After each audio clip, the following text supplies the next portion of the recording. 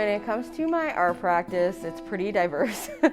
I really enjoy finding things that people don't want anymore. So if someone's finished a renovation and they have like random pieces of wood or like linoleum, or if someone's like got broken jewelry, or even when I'm walking down the street, just like the other day I saw a bike part and I grabbed it, and some people think I'm like crazy, but I just feel I'll see something and I'll get inspiration from it and I'll bring it with me, and like sometimes I'll hold on to it for 6 months, a year.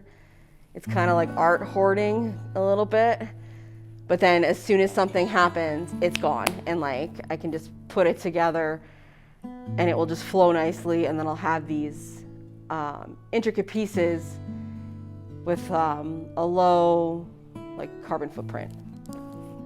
It's a little bit of everything. I will use oils, acrylic, spray paint.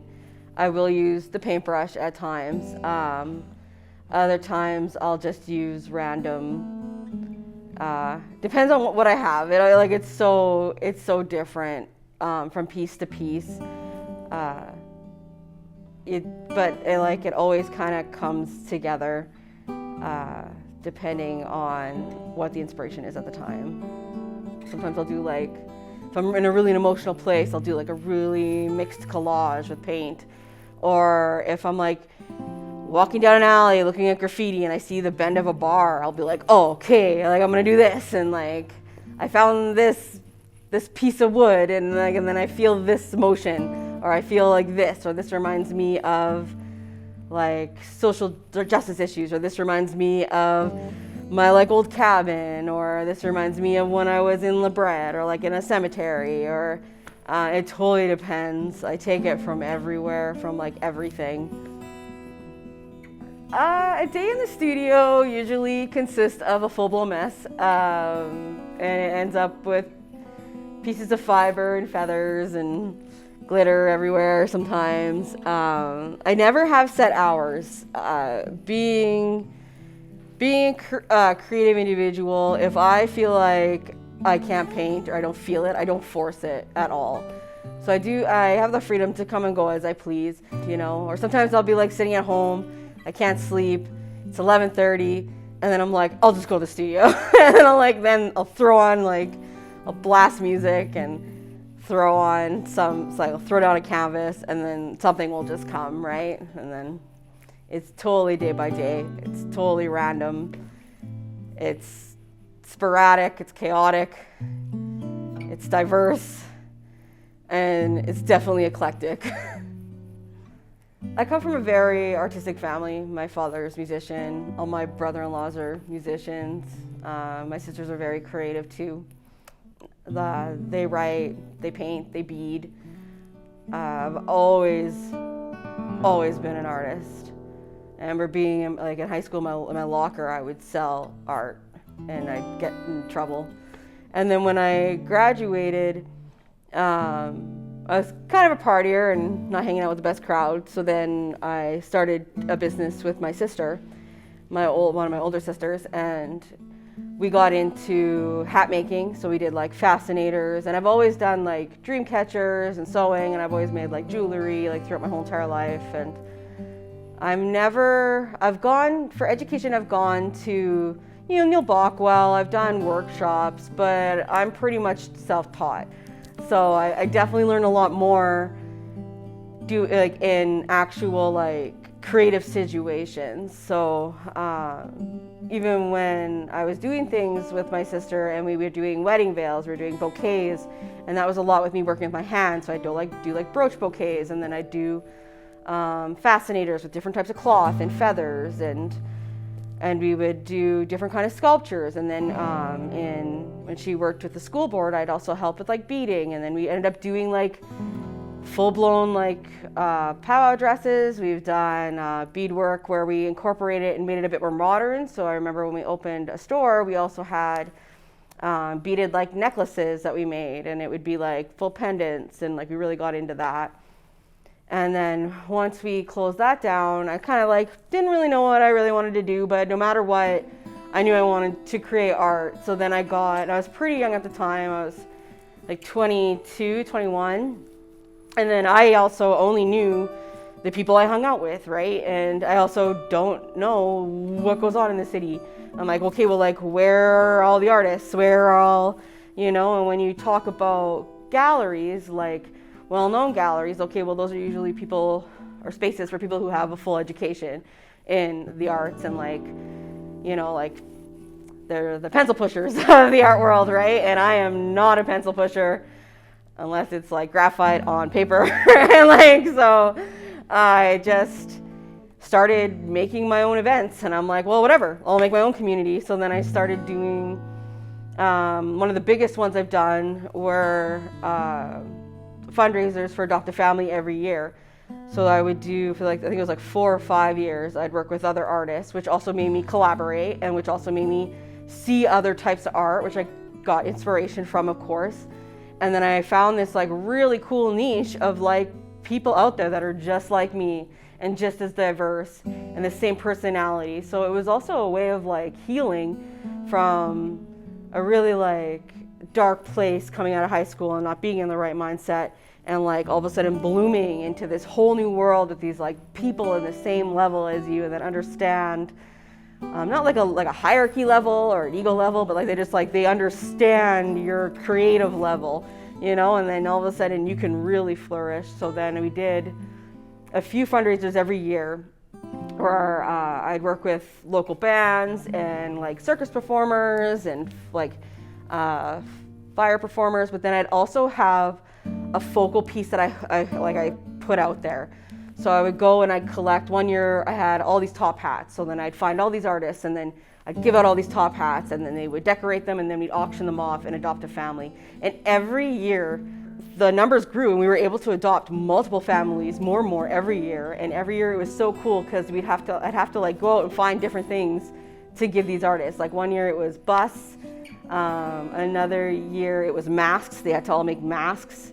And it was just so cool to see what came back, So it was really cool to see different people come in, like a mixture of like bead workers and seamstresses and graffiti artists and like everything come in and have the same thing, the same hat or the same like thing and then just completely knock it out of the ballpark and see all that. So that was really cool.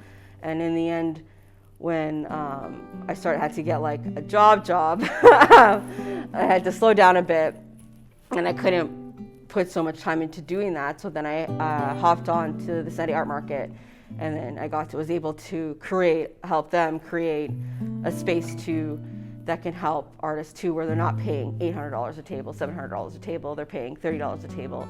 And then that was amazing too, because then I was able to move my daytime stuff that I wasn't allowed to do anymore into the nighttime life. And then that was like a whole new world too, right? Because then all of a sudden we were able to do live painting to like bands, and then like all of a sudden I'm like getting, it's like reborn, like you get like, oh, I'm always doing like the same thing, and then all of a sudden like just like that, your whole style or your whole thing can just change. And like that was really cool too, to be around different kind of like visual artists and then also mix more of like music into it, and then it opened doors. And then and in the end my final chapter is kind of just, I really enjoy here. I started bringing mixed media to classrooms, and it's really funny seeing that too, because I do really weird art, and either some people hate it and don't get it, and then other people love it, like they absolutely love it. And I like all reactions. They always say like sometimes a groan's just as good as an applause, right? So, and when I get into the classrooms too now, there's a few cool students that don't like, they look at it and I think I'm crazy because I have this broken guitar and then I have this like table full of like garbage, and then they're like, what is this? But then once they realize they have the freedom to do whatever they want, you get to see really cool projects too. And sometimes I learn from them. I'm like, oh, like that's like really good idea. I'm like, that's a cool technique. And as I'm like reaching my mid-30s, I'm like, this is me, this is who I am, this is who I always am. I'm like finally comfortable with what I'm doing. I'm finally comfortable with what I am. I'm finally like happy where my art's going, happy where my life's going, and like happy with the people that I'm surrounding myself with and everything. And it just like one day, if you're ever like a lost artist, it's just gonna click for you. Like you're just gonna find a thing, and then it may take 15 years, but in the end it will pay off. And like I'm happy I never gave up. Like there were times where I was like making no money. I'm buying groceries from the dollar store, you know, like I'm like super poor, but like I'm always like, okay, I gotta create though. Like that's like my drive, my therapy, my like everything, right? So then in the end, like it's super rewarding to like even be here right now getting interviewed. Like it's like, oh man, like you always want to be humble, you always want to like, you don't want to have an ego. Like it's the worst part of the art world, right? But then there's always a part where it's like, no, I deserve this. Like I've put in the work. I've worked for a lot of times, and like so there's some things. You get to a certain points where it's like it feels good. Like it just feels really good. Yeah. You don't need to be so structured in your life to be an artist. You don't have to be. Like there's always like, oh, you didn't go to art school. You know, like the coolest things are underground. The coolest thing, the funnest things are after hours. You know, if you're like, oh, I don't know anybody, make your own community. So I guess like, I don't know, like the only thing that I could really end with is just like, don't get discouraged. Even if someone else says something negative about your art or anything, like just stay true to yourself, and in the end, that will prevail. It will prevail like that, and it will show in your work, and it will show in your community, it'll show in your friends, it'll show in your family, and like they'll all see it. And then like one day it will just, like click. It will just click, and it will just be like, yes, this is like who I am, and this is what I do. Yeah. So I made this. It's called the Trading Post. It's one of my favorite ones because over the last handful of years, I've been trying to figure out my Indigenous identity. Growing up, I didn't really know a lot of my father's side, and for the longest time I thought we were Plains Cree. And then after he passed last April, talking to his family members, I'm finding out that we're actually Dakota. And I remember growing up and I found out that like even my name's not even my real last name, which was just so mind-blowing to me that you think your identity is one thing, and then the next thing you know it's something else, right? So then I found out my real last name is Klein, and I started digging a little deeper with my cousins to figure out where we're from and what kind of place we do come from, like if we're from a treaty, if we're status, if we're Métis, right? And for some hunting, we're still kind of working on it. But I'm also, while I'm hunting, you learn a few things too that I'm connected to. And one of the things I did like was the fur trade.